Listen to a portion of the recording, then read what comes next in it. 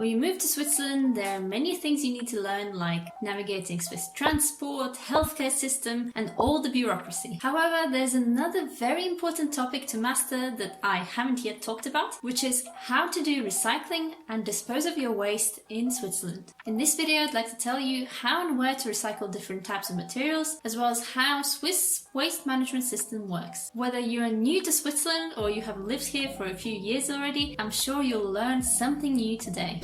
Waste management in Switzerland is based on the polluter pays principle. This means that the polluters, so us, help to pay for the disposal and recycling of waste. And it's done through things like taxes on bin bags and additional fees which are built into the cost of product that you buy. Since year 2000, Switzerland stopped landfilling household waste, which means that everything's either recycled or burned to produce energy. Recycling rates in Switzerland have been going up through the years, and in 2019, 53% of solid municipal waste was recycled, which is great. However, on the other hand, Switzerland is in the top 3 biggest waste producers per capita in Europe. So remember that in addition to recycling, it's also important to reduce the amount of waste that you generate.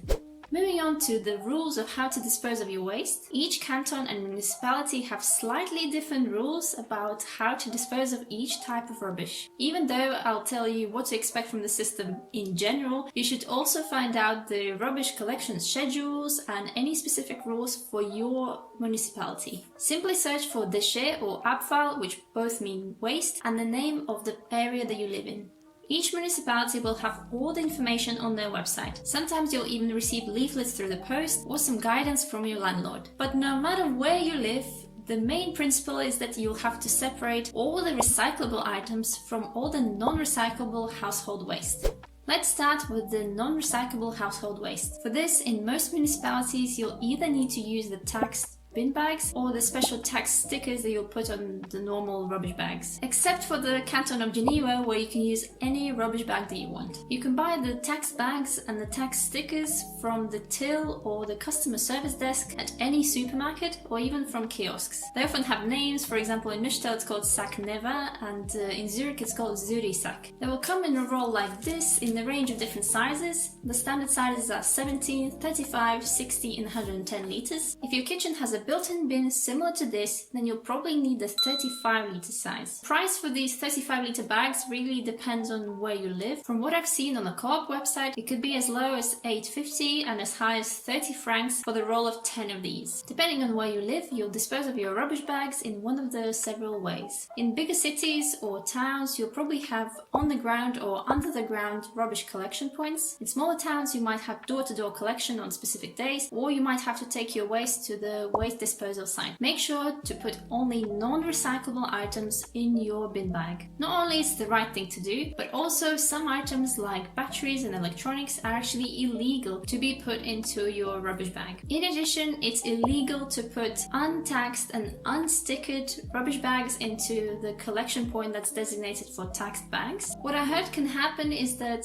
the officials can open one of these illegal bags and search for any bills or letters that can help them to trace them back to the rule breaker. And if they find that person, they can charge them a very hefty fine of up to 10,000 francs in some municipalities. In addition to paying for each bag of rubbish that you fill up, in some places you also have to pay a waste management fee. We didn't know that was really a thing until we got a bill for last year, and that worked out to be around 10 francs per month. Now that I scared you by all the rules and the costs of bin bags, let's move on to the recyclable items. Apart from the obvious glass, metal and paper, there are many other items that can be recycled in Switzerland. And the good news is that in most of the cases, recycling is free. If you're unsure about what you can recycle and where to do it, check recyclingmap.ch. You can search the map by area and also by the type of items to find the nearest disposal point. It's really important to recycle properly. If you contaminate the recycling stream with the wrong items, the whole lot could just end up being incinerated, which is both wasteful and ruining the recycling efforts of everyone else. It's worth noting that doing recycling for loud items is only allowed during non-quiet time. For example, in Neuchâtel, that is from 8 AM to 8 PM from Monday to Saturday.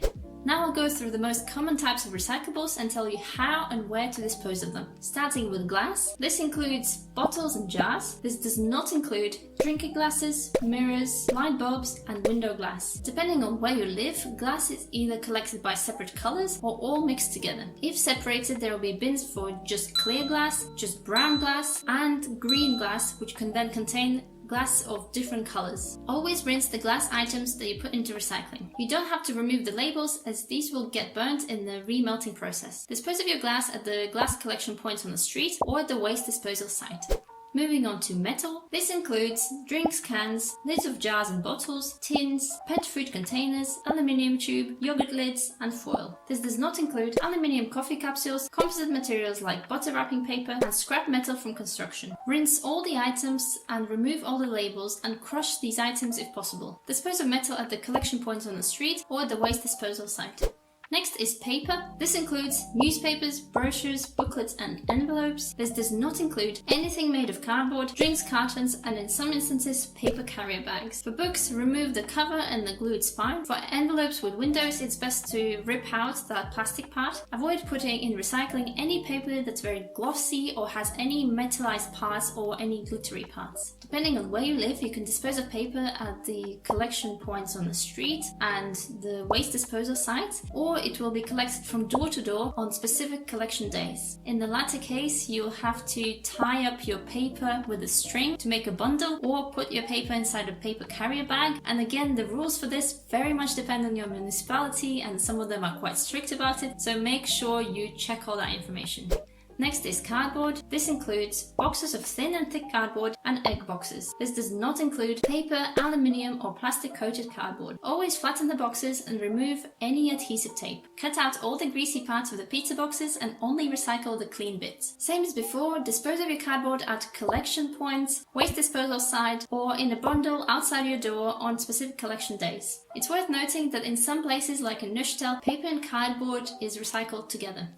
Next is food and garden waste, which is also called organic, bio, or green waste. Because this type of waste can be processed in one of two ways, either to make biogas or to make compost, it really varies what you can and can't put into your green waste bin, and that also depends on the municipality. However, in general, bio-waste includes kitchen waste and leftovers, fruits, vegetables, peelings, eggshells, coffee grounds and tea leaves, grass cuttings, wilted flowers and plants, and small branches. It definitely does not include anything made of paper, plastic, metal and glass, compostable and biodegradable cutlery and Tupperware, cigarette butts, cat litter and dog poo. Sometimes it's also allowed to put meat and fish with bones, tea bags and Christmas trees in the bio-waste, but you need to check locally. To collect your food waste, I recommend you get one of these food bins. You can buy them from the supermarket or you can buy them from home and DIY stores. For example, this one is from Jumbo. But I know that in some places like Geneva, they actually give you the bin for free. So you can look up whether that's the case in your municipality. Unless you're explicitly told not to do so, you can use compostable bin liners. However, not all compostable bags are the same. So it's best to buy the bags that have a checkered pattern on them, as well as these logos on the packaging, to make sure that they will definitely not cause any issues in your bio waste. To dispose of your organic waste, you need to find out whether your building has a special wheelie bin assigned to it. This typically gets emptied weekly. If your building doesn't have one, you can sign up for it on your municipality's website, obviously if all of your neighbors agree to that as well. Or alternatively, you can search for local on-street collection points, which might be actually only available once a week, so